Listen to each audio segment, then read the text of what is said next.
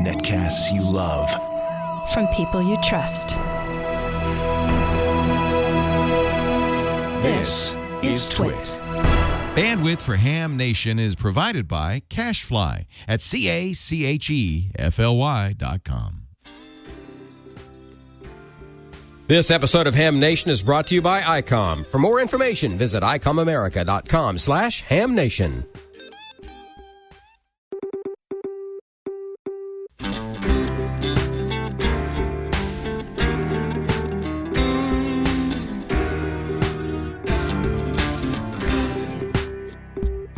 This is Ham Nation, episode number 285, February 1st, 2017.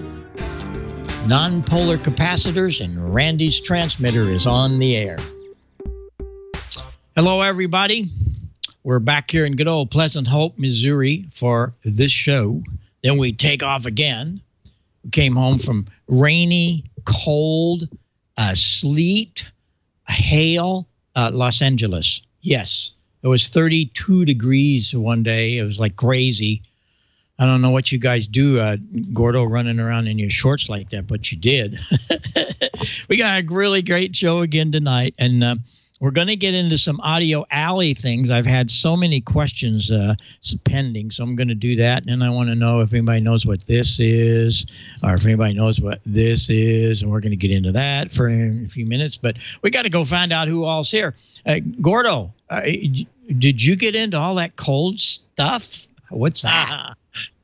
It was cold here when I left for QuartzSite, and it got colder, so I knew you must have moved into town. So, yep, it was cold. Back to you, Bob.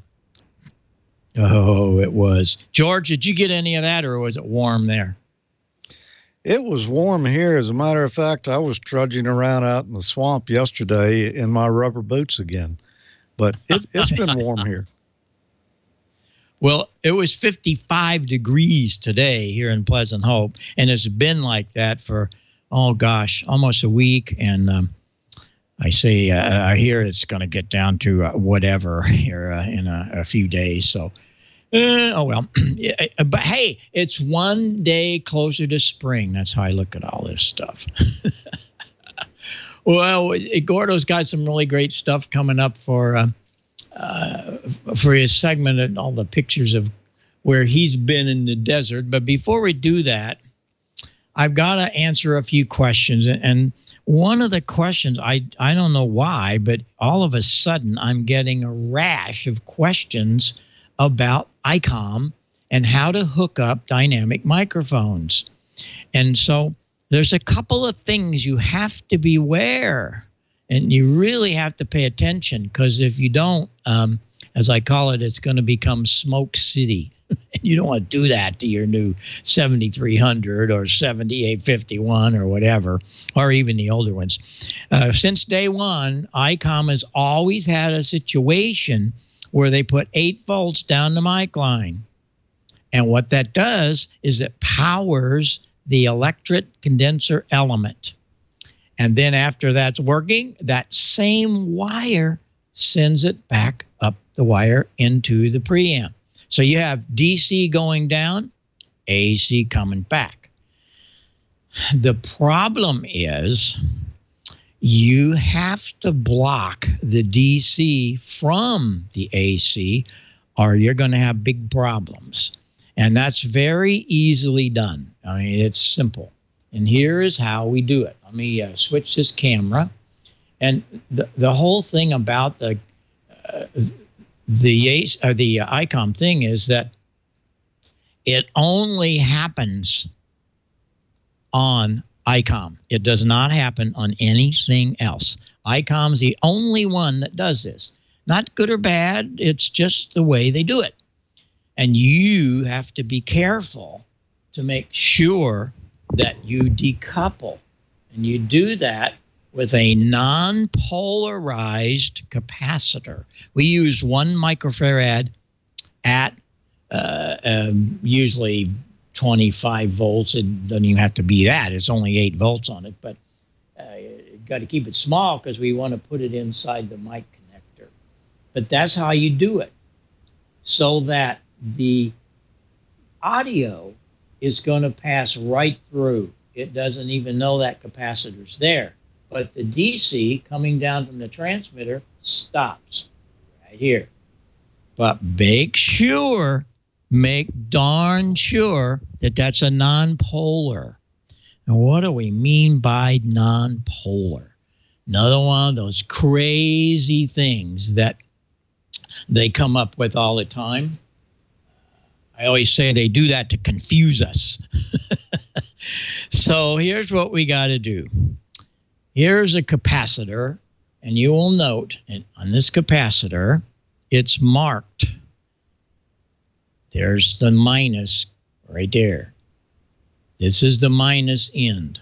This is the plus end. You can't use that in the ICOM. You can, but if you don't have it polarized properly, you could have some problems. Well, you have to have a non-polar capacitor, and they're very hard to find. So what do you do? How do you make that happen? Well, let me show you a little drawing here. This is very, very simple, and it's something you'll use in all your building days. You'll have a circuit that says, we need non-polar capacitors. Well, what do you do? How do you get them? Didn't find it at the local Radio Shack or whatever. Well, it's real simple. Here's what you do. You take a polarized capacitor. As I showed you a minute ago, it's going to be marked. It's going to be polarized.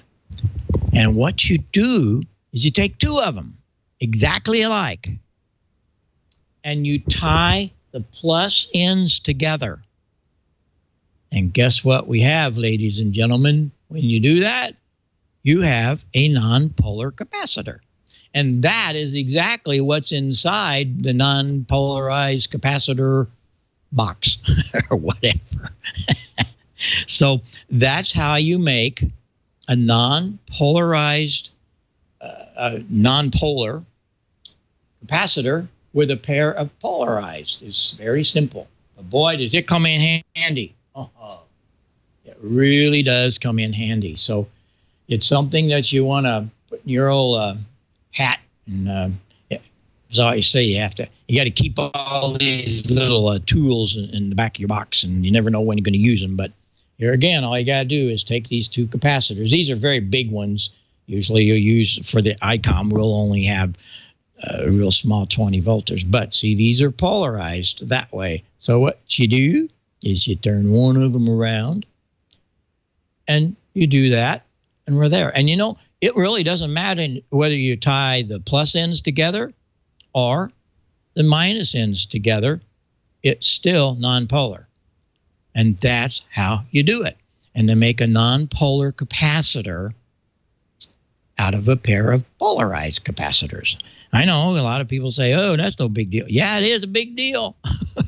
Especially when you see smoke coming out of your transmitter because you put the wrong cap in it.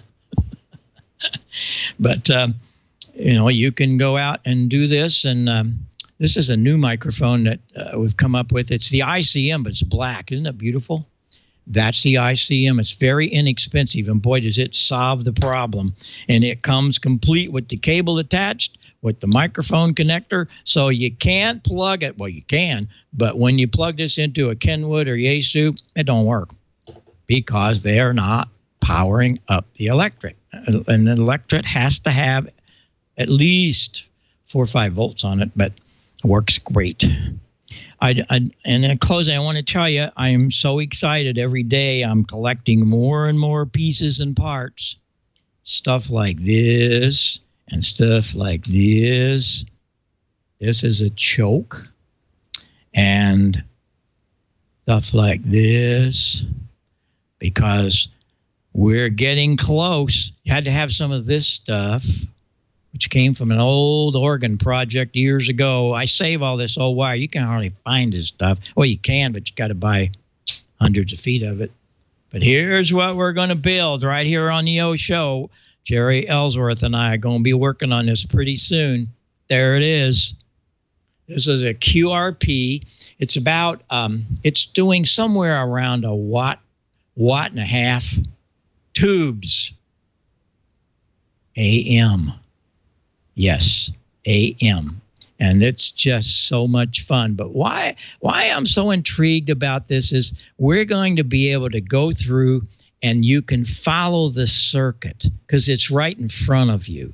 And you can see, look at the schematic, trace it down, and when it works, and it will work, you're going to be so thrilled with yourself because you built something and made it work. It's so simple. And we're going to do it in steps. We got to build a power supply first. And then we're going to build the mic preamp on another board. Then we're going to build the transmitter.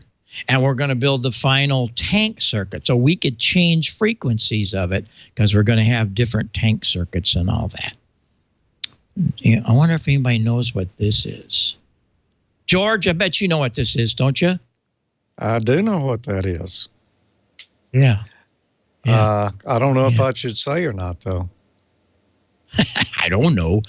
We'll just find out. Maybe somebody can tell us in the chat room or email Bob, me or whatever. I've got one of these, and this is what you were talking about just a moment ago. That is a non-polarized capacitor. There's no plus or minus on it.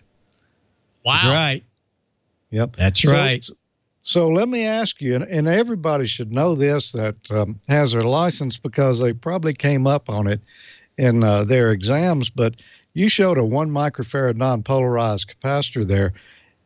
If you were going to use 2 of them, would you still use 1 microfarad capacitors to put those 2, positive to positive, or would you go twice, go with 2 microfarad capacitors, 2 of those, or 2 half microfarads to equal 1? We should all know that because that's, I think it could have been a test, but it's a whole thing. When you series capacitors, does it add or does it half? That's the question, right? Mm-hmm. That's the question. You think we should answer it or leave it out there for somebody? I guess we should answer it. Somebody might get anxious and want to actually use it before we tell. So I'll let you tell. I came up with a question you can answer. It'll work either way at that particular point. It's just the fact that if you use too small of capacitor, you're going to roll off the low end of the audio because the audio has to go through it. There's a reactance through that capacitor of AC. That's the way it works.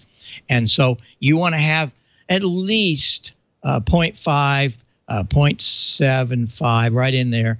Half a mic works fine. You still, for the bandwidth we're doing, it'll work fine. But we ended up with those 2 capacitors. If they're 1 mic, we end up with a pair of those, we're going to have a half a mic, right? Yep, right to backwards of resistors. That's right. And the resistors, wrong side. They add. It's a different deal. Good, George. Thank you very much for bringing that up because it's important. It's very important. And so there you are. Hold up your capacitor again. Hold up your non-polar capacitor. And then there's my. Yep, you got difference. It too. You can find these a lot in companies that sell speaker crossovers and such. They typically use non-polarized capacitors in there. This one's a little big to fit inside a mic connector, but you could probably squeeze it in there if you needed to. But these are awful big for that. There's my non-polar. I had to make it. But the ones that we use in our microphones, they're very small because they're only 10 volts, and they work fine. But I just thought we'd bring some of that up. Anything else we need to talk about on that, George? I think we covered it pretty good. What do you think? No, I think that was it. Yeah. Okay. So we're off and running, and every day I collect more parts, and we'll be starting this project. We're leaving to go to Orlando, so I won't be here for a couple weeks. But when I get back, look out. So there you go. Gordo, I understand you're going also to Orlando. Yes, I will see you in Orlando next week. I get in on Wednesday and help get all the exhibitors zooming around on Thursday, and then the big opening on Friday. So Orlando next week, and Bob, this week in Palm Springs for the Palm Springs Ham Fest on Saturday. We're going to warm it up for you. It should be maybe 70 degrees. Now look at this. Look at this, Bob. They survive, and they have the built-in capacitor. These are your headsets and your boom mic and so on for the ICOM equipment. This radio right here was so full of dirt, it took a long time to blow it all out. But the ICOM 9100, after a sandstorm in QuartzFest, after a rainstorm in QuartzFest where it was pretty wet, the radio worked flawlessly as our special event station. So, Bob, if I may, I'll go ahead and roll what happened at QuartzFest 2017. This was our 20th year, and it was quite a year because it was one of our largest gatherings. We had over 250 RVers, over 700 plus those that signed in the wet weather and then the windy weather. It was a QuartzFest of all QuartzFests. That's Dave, A1AN. Dave and Heather were the leaders of it, and what a terrific job in pulling this 1 week on the desert floor event away. When QuartzFesters came on scene, they were greeted by signs on Bureau of Land Management that said, "Which way to the Welcome Center?" Thanks, Neil, W6FOG, for these great signs. And you look at pretty benign weather at this point. But just as soon as we began to get things setting up, the rain came and the wind came. And over to your right-hand side with the great volunteers is Heather. And Heather, a gem of a great worker, made things happen throughout all of QuartzFest. So Dave and Heather are QuartzFest leaders. And they had a welcome area where once the campers and RVers and tent campers and those sleeping in the cars and a couple of folks sleeping on the ground came in and signed in and picked up a lot of literature. They really felt good because they had a little care package waiting for them. Dave, every few hours, was out there updating the events that were going to take place on these big signs that BLM allowed us to put on for our 1 week event. And these signs on this side gave us all the QuartzFest activities. And then on the other side were the locals that put in their special activities as well.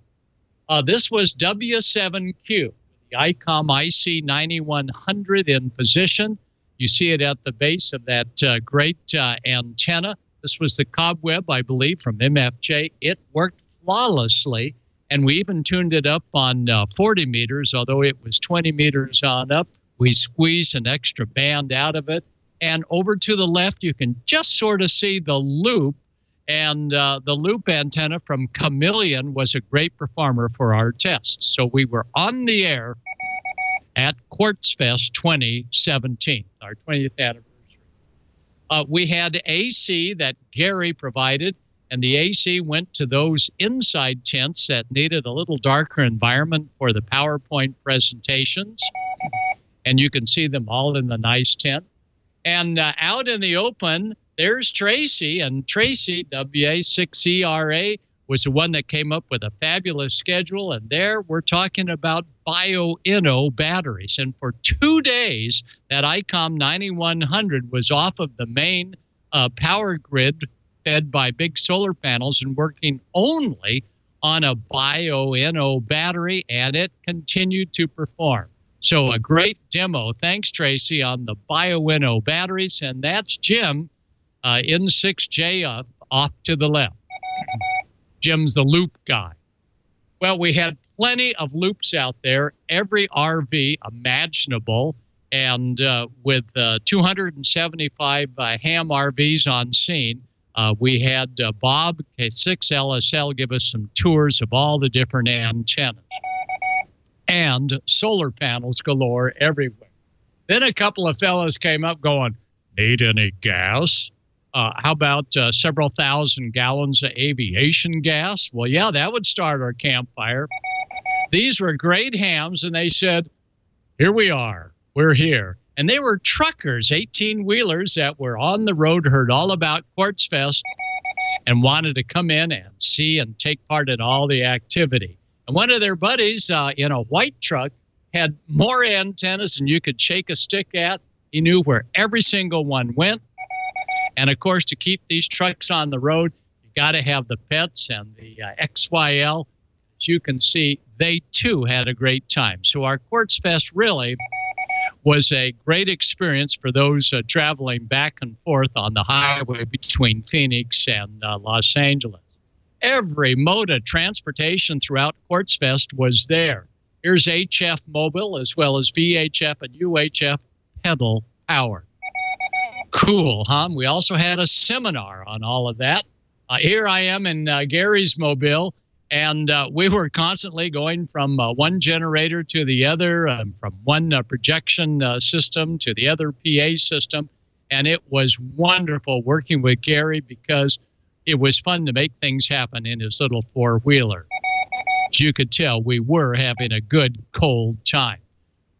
We had all sorts of great seminars, and this is the one on antenna analyzers.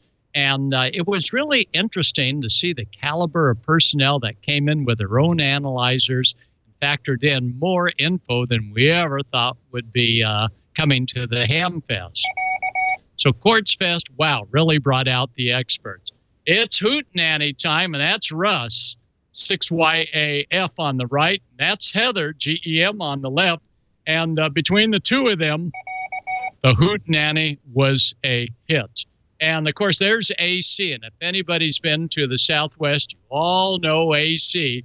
And he is playing his extra special guitar just to keep things fun at QuartzFest, so not too serious. But I tell you, the Hootenanny that night played for several hours. Even though the wind was sort of beginning to pick up, we had a fabulous time. And out of nowhere comes some of the great guitar players, flutists, you name it. It all began to team up as hams do. But other hams were looking at the weather, and we knew on Thursday, this past Thursday, we were in for a blow. 30 to 50 mile per hour winds expected. So that next morning, we get up, we look at the American flag across the way. It is absolutely motionless in its flipping because the wind is blowing so hard it barely is moving back and forth. This is wind about 40 miles an hour. And on the desert floor, you can imagine that ICOM 9100 that you see in the tent was really getting a thrashing, but it survived. So ICOM America, whoever makes the 9100 really has a radio that can withstand the elements. Actually, it held up. The tent did not. But you know, the hams at QuartzFest, they're tough. They just battened down the hatches. Some of our volunteers were making sure that the welcome tent didn't blow away. And the neat thing about these adverse conditions is the hams just came out of everywhere to lend a hand to make sure that the tent didn't end up 100 miles down in Yuma. Finally, the end of the day, the weather began to abate. That's DX Engineering. Boy, we saw a lot of neat stuff from DX Engineering. Here is their big HF antenna, and it was standing just as tall after the 45 mile per hour winds as it was before. And it is just great to see all these antennas. Now, speaking of Jerry Ellsworth, AI6 Tango Kilo, along with Amy, KM6FZE, said at the campfire, we want to try a little whisper. And their whisper setup was a loop compared to buddy poles and with a little brew to keep things warm because it was like 38 degrees and the wind was still howling. Jerry says, we can make contact. And I said, what, with just a few hundred milliwatts? She said, watch. And we did. They lit up the map, and as you can see, it doesn't take much from a loop or a small buddy pole to make contacts literally coast to coast. on a band that for boys would have been shut down. So loops were sort of the rage at QuartzFest. Some of those that we've seen nicely done like this, mechanically and manually swung to a new frequency. This gentleman was able to get his loop automatically to tune to different frequencies. And this is what it looks like after the huge winds came through, but the loop performed very well and found its match. And on the Chameleon loop, we would tune it, and it too survived. Even though it tipped over, everything survived just fine.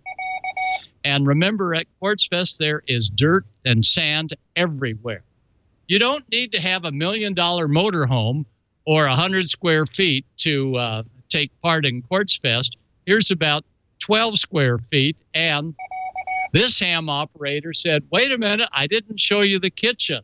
Wow, look at that. So these little teardrop trailers were just one way that QuartzFesters got together and had fun. The American Radio Relay League allowed QuartzFesters and QuartzFest to show up on their league page. It's a special event operation, and that's our Dick Norton, 6AA, that came to talk to the folks right at the height of the windstorm, but he packed the fire ring. He had plenty of people there. And other notables from the local area came all the way from the East Coast to Arizona. We had plenty of representation of ARRL officials to learn more about what happened 2 weeks ago at the ARRL meeting of directors and vice directors. So we got the straight scoop. And there's Chris, a past organizer at QuartzFest. She was all over making friends. And this is next to the last day when we had the big swap meet. And the swap meet was on the last day. And there was plenty of stuff for everyone to look at. So the neat thing about QuartzFest was everybody just made things happen. That's Neil W6FOG, a Vietnam veteran and an avid ham radio operator, especially on 40 meters. And Neil made it happen. We had Joy there giving the solar weather report. It was truly a team effort of hams, unscripted, making things happen. Where there may have been a gap, he would have filled in. And that's Don Arnold, all the way W6 GPS from Chattanooga, Tennessee. He says, I got a radio and I'm going to raffle it off. Well, the grand prize was a Kenwood D74. And there's Steve St. Martin from Lemon Grove, California, a ham that just was drooling over that radio. He was a lucky winner. But not that radio. That's a Kenwood D74. That one's already taken for, because they're so back-ordered on that radio, it's going to be probably 30 days. So, Steve, you'll get it after I see it first. So lots of neat things at QuartzFest. And, of course, look at this. We had the QuartzFest Ham Man and Ham Ma'am, and they were both there. These were not the Burning Ham Man. Nope. These will be surviving until the next year. So QuartzFest, a success, not just for pulling off the event, but for those hams that took part in some strange weather conditions and made things happen. So that's the neat thing about QuartzFest is it only happens once a year, just like Hamfest in your area, and you guys and girls get together and make things happen. Let's now go to Newsline and find out what's happening in the world of ham radio Newsline. From Amateur Radio Newsline Report number 2048, these are the Ham Nation headlines for Wednesday, February 1st, 2017. The Amateur Radio Parity Act is our top story this week. Neil Rapp leads off our team coverage. Only days after its introduction on Capitol Hill, the bill, also known as H.R. 555, was passed by the House of Representatives on unanimous consent under a suspension of House rules. Under the measure, FCC rules would prohibit deed restrictions by groups, such as homeowners associations, that bar amateur radio communications. ARRL Hudson Division Director Mike Lysenko into YBB said in an email message to members that he was encouraged by the swiftness of the lawmakers' action. action. The measure moves next to the Senate, where its predecessor, H.R. 1301, died last year after overwhelmingly winning approval in the House. Lysenko, who had been involved in the legislative push, urged hams to raise their voices once again for its passage by sending supportive emails to Congress. In an email to members, ARRL President Rick Roderick, K5UR, pressed hams to strengthen the grassroots effort nationally. He wrote in an email message sent to members, quote, "Keep going. Now is the time to charge forward with that same momentum to the Senate. We can do it," end quote.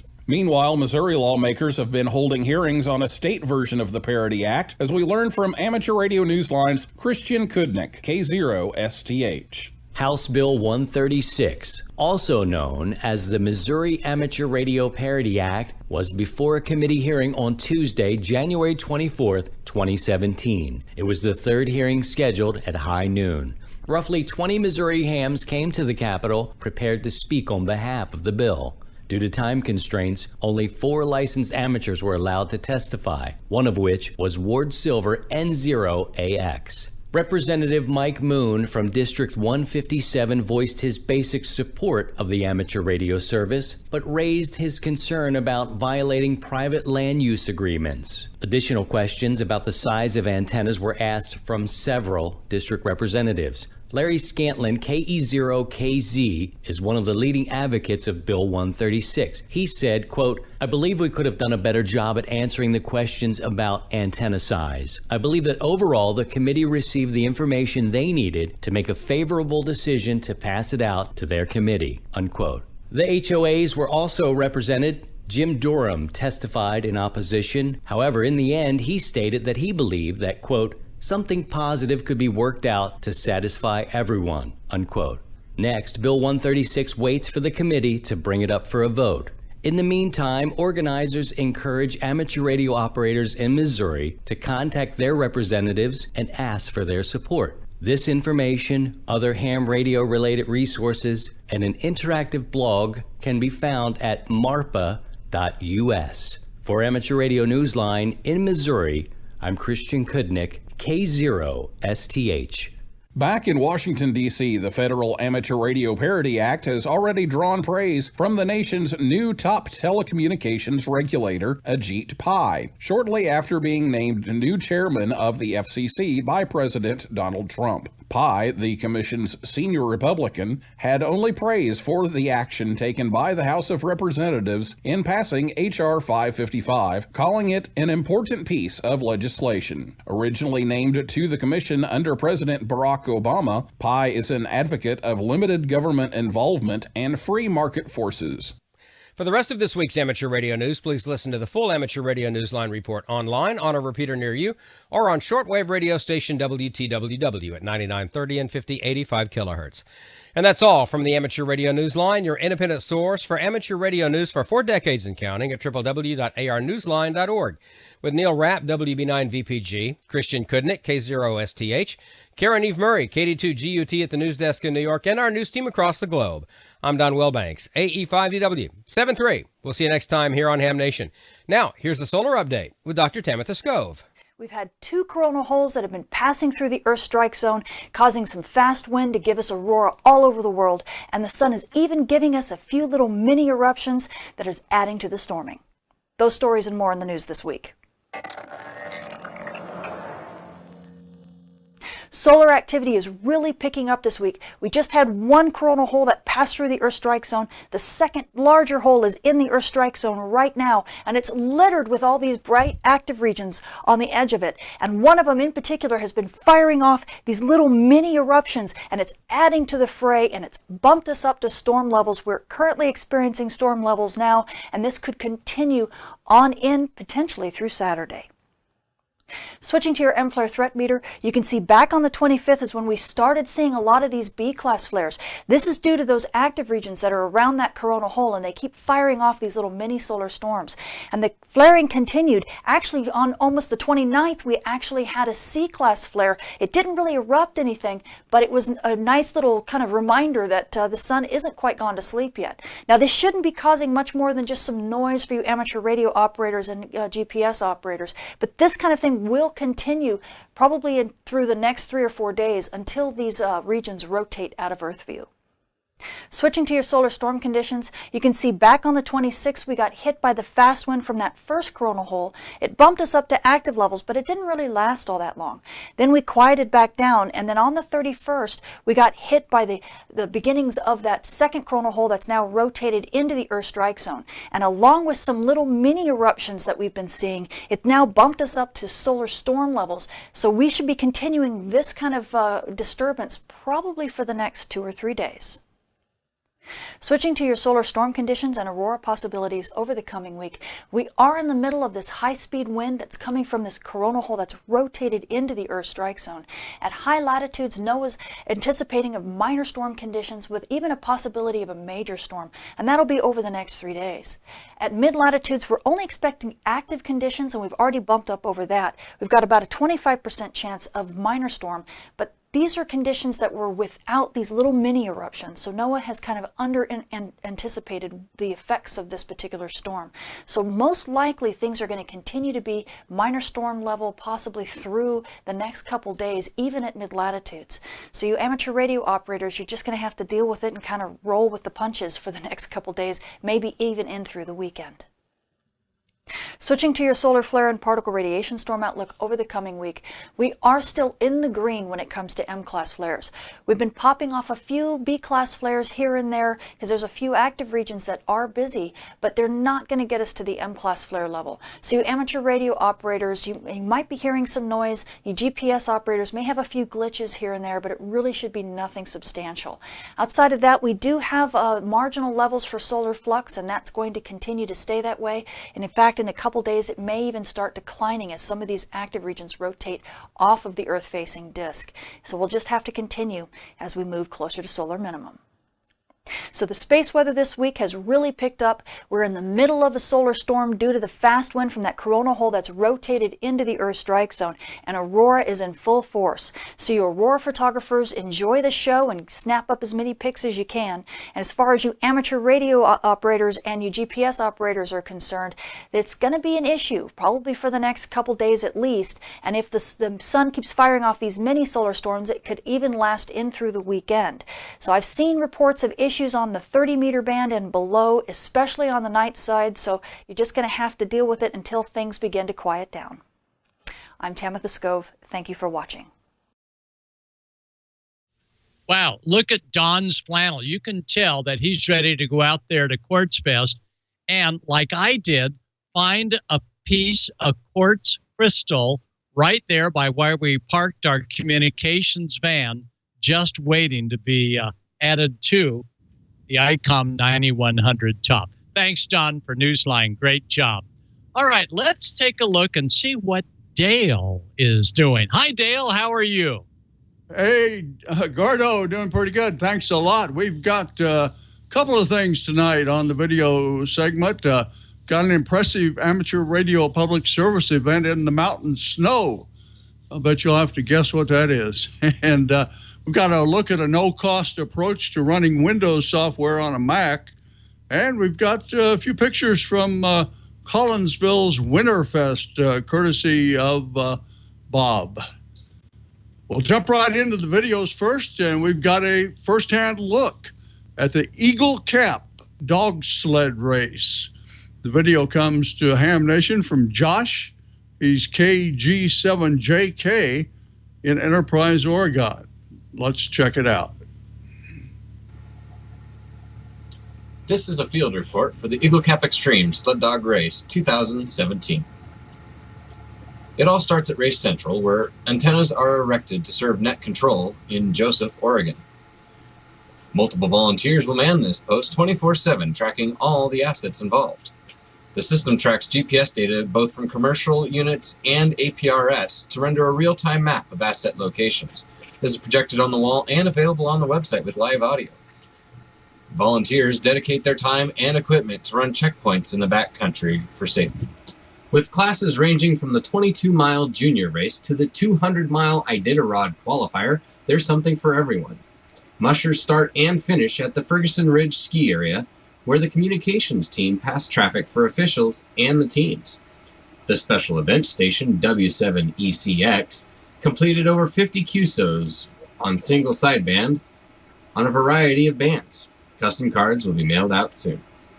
Now let's check in with the Salt Creek Summit checkpoint. Here we are at Salt Creek Summit, set up and ready for the race to start in about about an hour and 45 minutes till race start. And it snowed about 5 inches in the last 12 hours, but we got some nice groomed trail. Radios are working, obviously. We got the generators running, some traffic. Now all we need is some mushers. Myself and N7ZEN are out at Fergie, looking to connect with the spots here, and we'll get the trackers on shortly. Arrived at 1325. That's 1325 with 12 dogs. I copy. Bid number 10 arrived at 1325 with 12 dogs. Good copy. K7TAY. 87YPN. In addition to the typical UHF VHF radios, this year a generous volunteer brought a weather station, IP camera, motion detector, and HF packet setup. At Salt Creek, we pass musher status to net control while we monitor and interface with the search and rescue team stationed nearby, listening also for any weak snowmobile teams trying to get through. There's a simplex repeater there, and staff may need to relay messages if problems occur. Life at the checkpoint can keep you busy, tending the fire, checking generators, etc. Then there's the challenge of timing and predicting the mushing teams as they head out on the trail and return. Personally, I like the mix of quiet snow and good conversation with my fellow volunteers.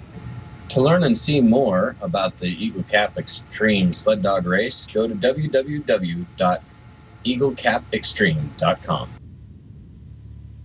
Well, thanks, Josh, for giving us an insight into yet one more way that amateur radio operators serve their communities in Ham Nation.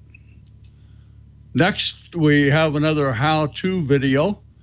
There are a large number of Windows programs out there in the wild that can prove useful to hams.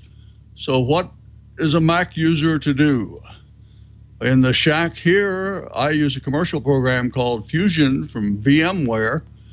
They have a commercial competitor named Polarized. Also, Oracle publishes a free emulator named VirtualBox. But there's yet another approach for running individual Windows applications on the Mac. It's called Wine.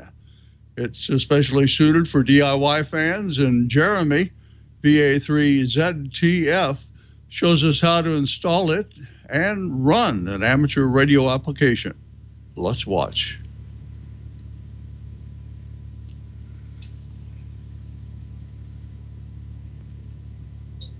Last time I showed you how to get everything ready to install Wine, and now we're actually going to do it, as well as installing a simple Windows program. Run the command brew install Wine, and like last time, it's going to go out and fetch all the required dependencies and install Wine. As you can see, there are quite a few of them, and this took close to an hour for me, but once you see that final beer mug and the command prompt, we're all set. To install our program, we need to navigate to where it is. Mine's in the download folders, so I'll change directory to downloads list, and there's the application package. Change into that directory, and I need to find the exe file. Simply run wine setup.exe, and from here on out, it's going to run pretty much like a normal Windows program install. I'm installing the cloning software for my ICOM ID51. Once the installer pops up, I'll click Next for English.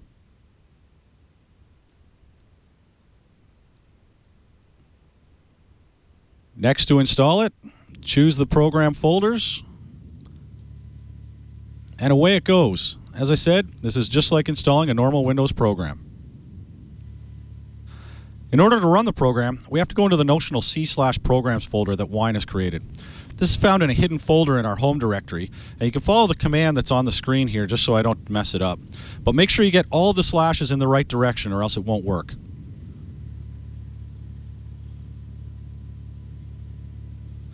Now I see my ICOM folder, so I'm going to drill down into that, and I'm going to search again to find out what programs are under there.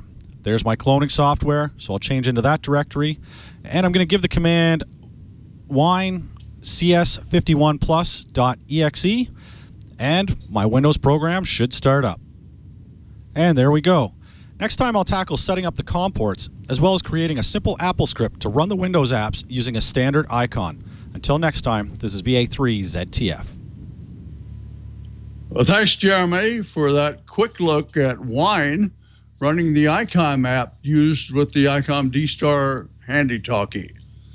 If you'd like to install Wine on your Mac, check out Jeremy's other videos on YouTube. Just search for VA3ZTF. The first video in his series shows how to install all the prerequisite software on your Mac, and then another shows how to write an extremely simple, almost one-line AppleScript application to launch your Windows applications. Well, let's switch gears now, look at a few photos Bob shared from the Collinsville Winterfest there in Illinois. The photos were provided by Jim in 0JSN. Our first photo features Ron. He's K9 ID. Here he wears one of the ham T-shirts that he creates, and that's a good one. Here's a look at many of the shirts that he's designed and had available for sale there at the Winterfest. Well, we've got a close view now of Jim KF4NBG's booth in Collinsville. Jim has a large selection of beautiful call sign plaques. The ones you see here on Ham Nation behind the host are an example. He'll sandblast just about anything that you could want as a ham on your coffee cup or any other object that you'd like to have him sandblast. And here's another shot of some more artwork in Jim's booth.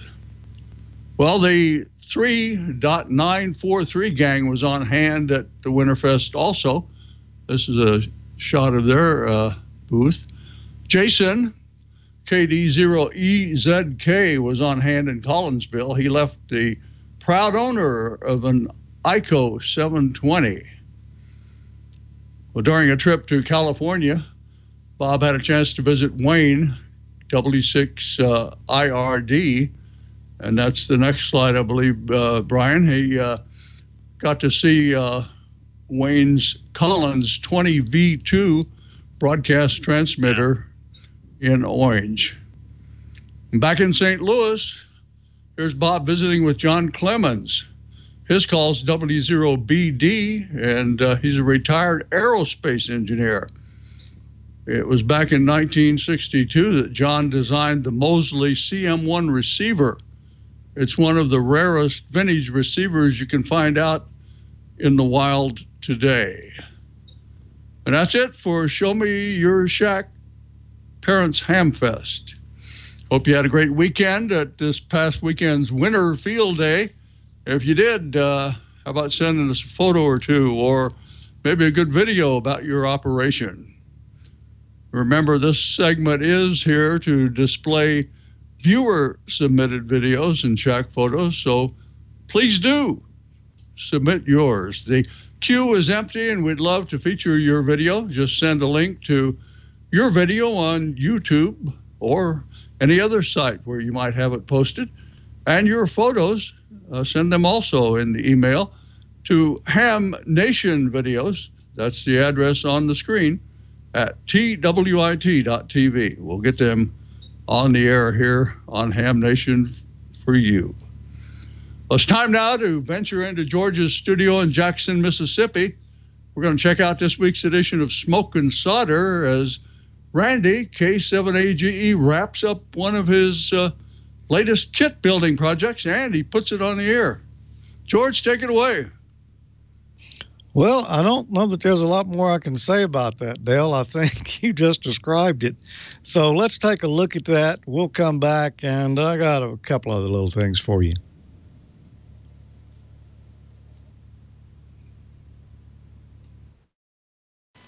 So I've been busy. I have all the bits mounted on this plastic drawer organizer I got at the dollar store. And just to let everybody know again, this is not the final packaging. I have another idea for that, but I wanted something that I can have everything spread out and have it kind of nailed down so I don't have a bunch of loose things here on the workbench. So the board's on the top with a bunch of holes for the cables to go from these headers down through to the various parts underneath. On the front, I use my own push button for the push to talk. Microphone, display, I cut it with a knife, pretty sloppy.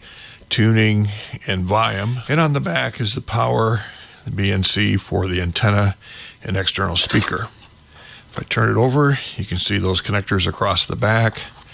And on the inside front is, again, the push to talk, the microphone jack, the Arduino DDS board with the display, sandwich, tuning, and the volume control. So I printed out the wire up instructions from their website. On the first page here looks like a little bit of an addendum for some changes. Second page, it shows kind of the overall wiring. And on the board, it has all these headers that will wire out to the controls and to the Arduino board. And the first step is the antenna connector. So looking at the box here, here's the header for the antenna connector. So my cable needs to come from here down through this hole and out to there. So that's a good 3 inches long. And here's one of the cable assemblies, has the headers installed.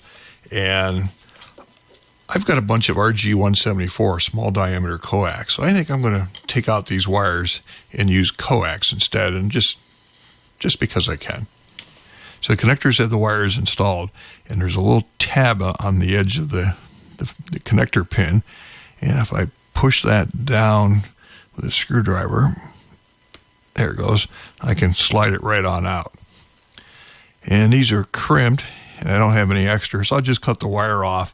I'm just going to solder my coax on to what's left of the connector.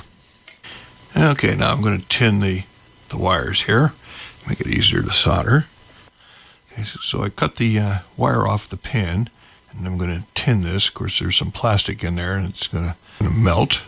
But I think I can just tack this on here. There we go. Now I'll do the shield. Okay, I have my connector block and the vise. I have my pins kind of formed the way they're going to set in there. Run them, push them kind of both in here to start. I'll take my little screwdriver and push from the back. That went in, and I could feel the tab pop up. And there we go. They're both in. And I'm going to plug on my header, feed it through the hole here, and I'm going to tin the ground lug here and the center pin, and just heat that up, slide that in, hold it, and heat this up, and I'm basically just tacking things on. And there we go. I'm going to continue hooking up controls and such, and I'm not going to show you all the steps. It's just more of the same. Here's a top view of all the wiring in place, all the jumper cables going below. This is what the bottom side looks like with the controls and the display. Here's a few extra wires, and here's some of the other connectors. So, does it play? Well, I tuned into the North American QSO contest, and let's see. Oh, Mary, thank you. I needed Montana. Good luck. This is K7LBJ, QRZ. Kilo 7 Alpha Golf Echo. Kilo 7 Oscar Golf, John in Washington. Kilo 7, go again. Kilo 7 Alpha Golf Echo. Kilo 7 Alpha Golf Echo. Kilo 7 Oscar Golf Echo, John in Washington. Yeah, Kilo 7 America Golf Echo. America Golf Echo. Randy in Oregon. Randy in Oregon. Go ahead. Kilo 7 Alpha Golf Echo, Randy in Oregon, John in Washington. Very good. Thank you very much. 4.5 watts. Kilo 7 Alpha Golf Echo. Yeah, the kilowatt 7 again. Kilowatt 7 Alpha Golf Echo. Alpha Golf Echo. Yeah, kilowatt 7 Alpha Golf Echo. How you doing, Randy? Very good. I'm talking to you on my BitX 40. Yeah, outstanding. Yeah, I recognize the call there. Good to hear you. And it's working. You're a little bit down for me. I'm up in Washington. Name is John. Over. Okay, John, very good. Randy in Oregon, and running about 4.5 watts here today. Oh, no wonder 4.5 watts. Outstanding. I thought I heard something you're moving to Washington or something. running my little bit X40, my bit X40. Yeah, very good. Well, that's pretty good on 4.5 watts. Good to hear you and good to put you in the log tonight, Randy, okay? Very good. 73, thank you. 73, Norway 7 Mike Zulu. Kilo 19, radio Mike. Kilo 7, Alpha Golf Echo. Kilo 7 again. Kilo 7, Alpha Golf Echo, America Golf Echo. Okay, Kilo 7, Alpha Golf Echo. Tom in Montana. QSL Tom, this is Randy. Randy in Oregon. Randy in Oregon. Go ahead. The Oregon, what was the name? Name is Randy. Randy. Is that Randy? Randy. Okay, got it, Randy. Say. 4.5 watts. 4.5. Okay, great. CQNA, CQNA. Kilo 9, Charlie Tango. Kilo 7, Alpha Golf Echo. Okay, Alpha, the 7, is it W7 Alpha Golf Echo?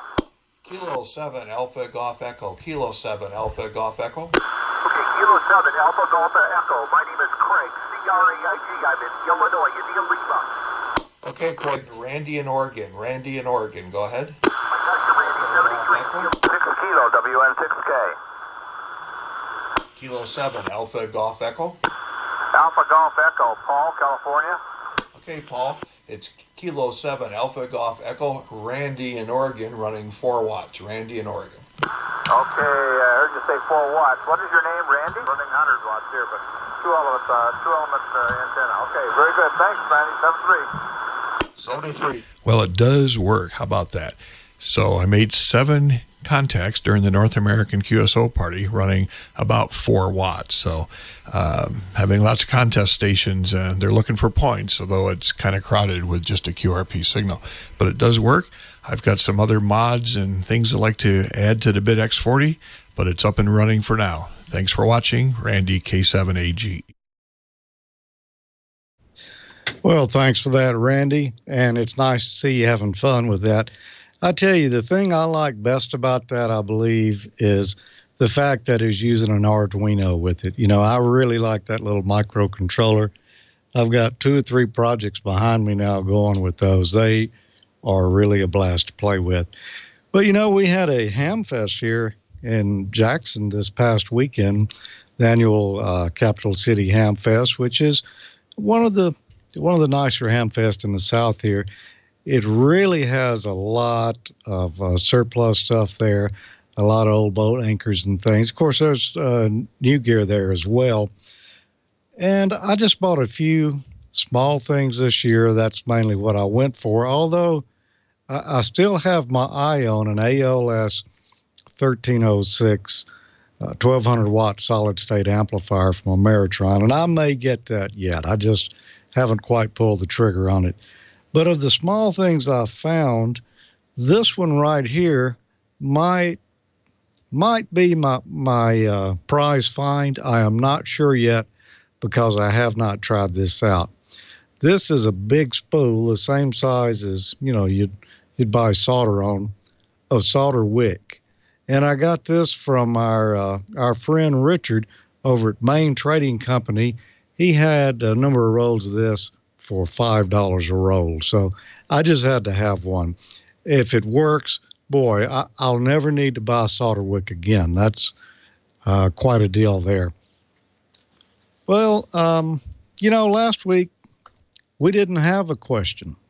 We gave away a clock, but we didn't have a question for something to give away this week.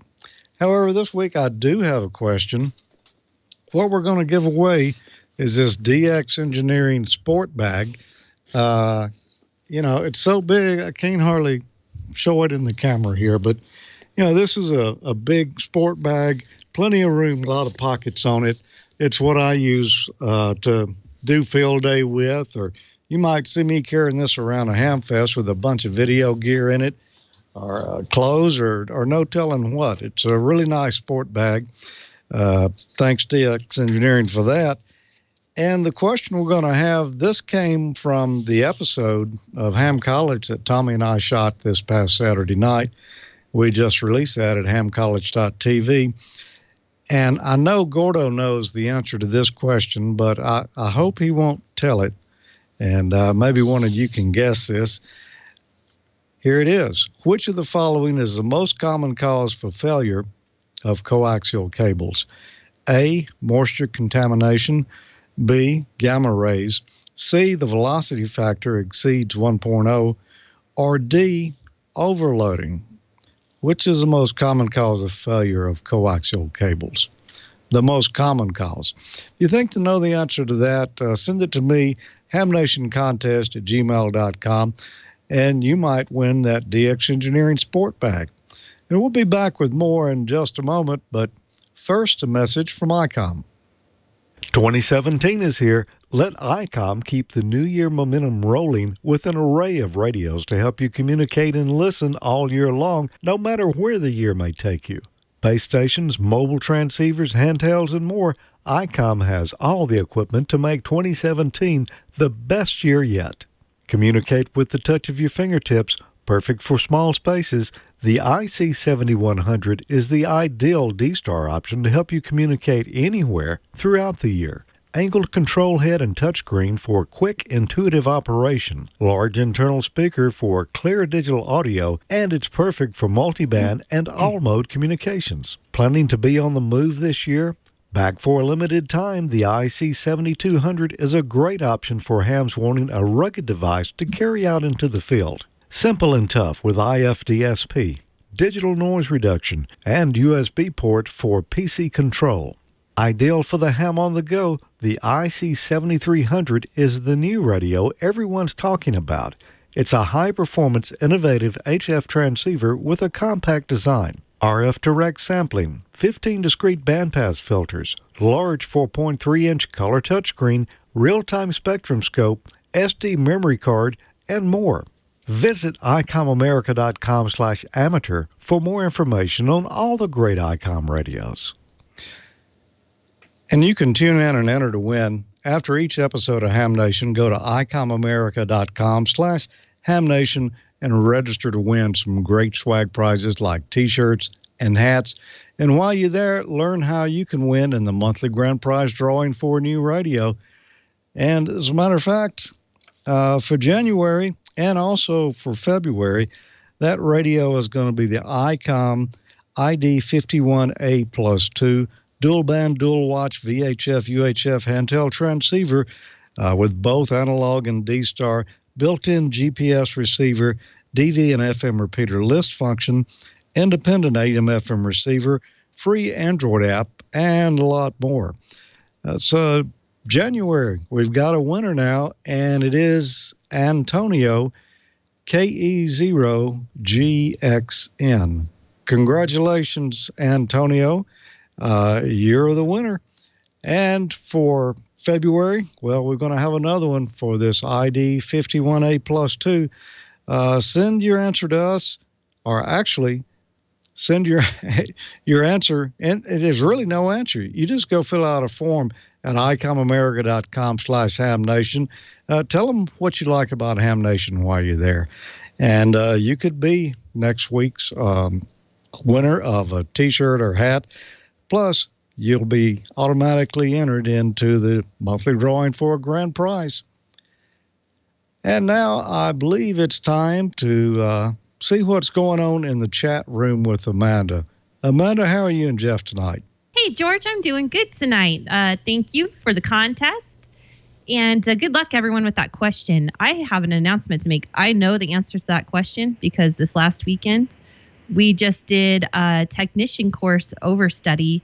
Basically, we got everyone in the room and went through all 400 questions, and I now know the answer to that. So with that being said, I'd like to congratulate 6 new technicians that got licensed on Sunday here in Canyon City. I'm really proud of them. Jeff and I, actually, Jeff did a lot of the work. He hustled and bustled and went through all those questions on Saturday all day long. And some people said, I'm not quite ready yet to take the test. We said, no pressure. Come back next time, take the test. And the 6 people came in and 6 people passed. So good job, you guys. All right. That being said, let's go over some questions. Bob, the first one is for you. KA9USG Lee says, will a modern linear amplifier work with AM on a modern radio? If so, what ones would you recommend?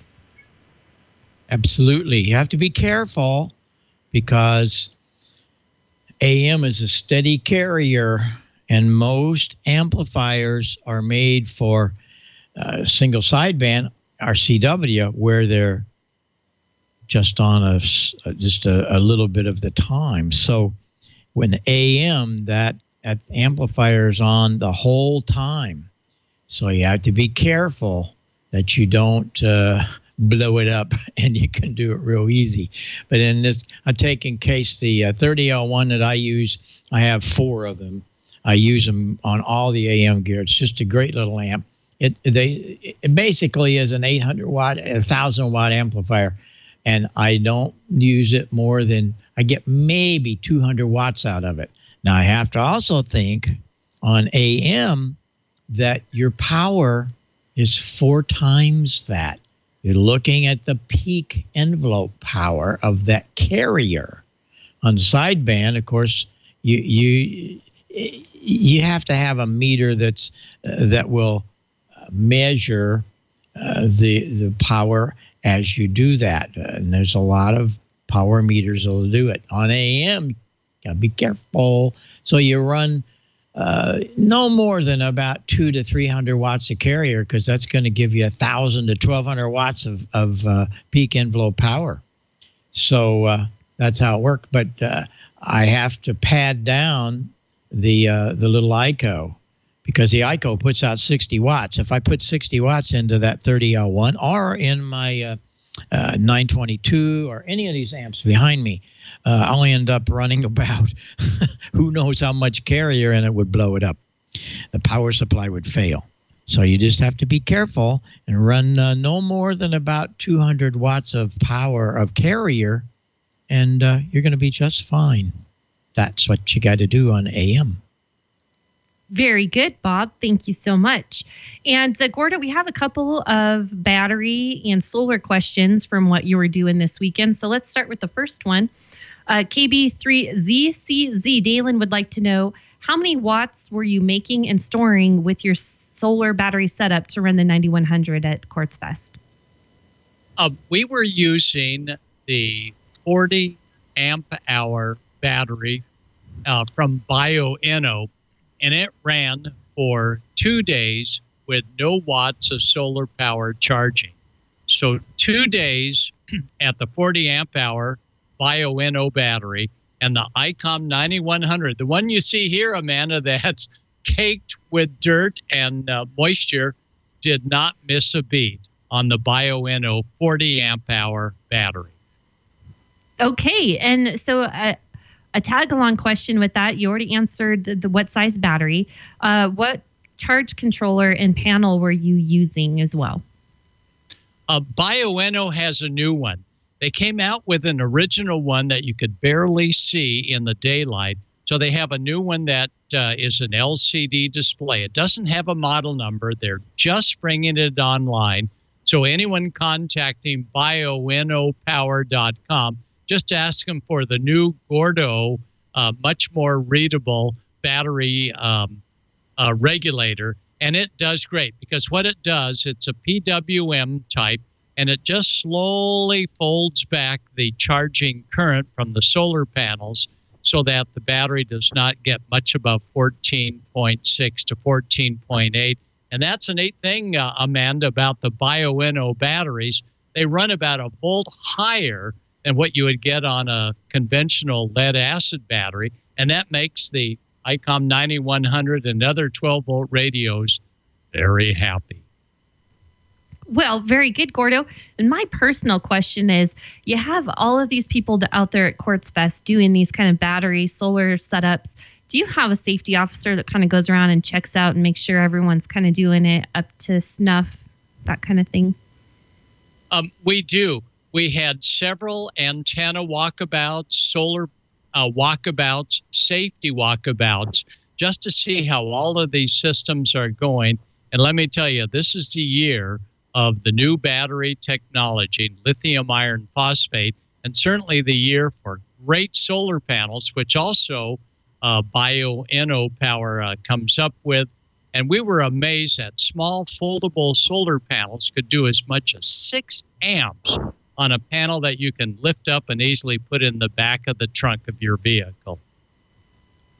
Well, very good. And one final question was, how many watts were the panels that you're using? I don't know how many watts were rated on the back of the panel because I always look at the ammeter.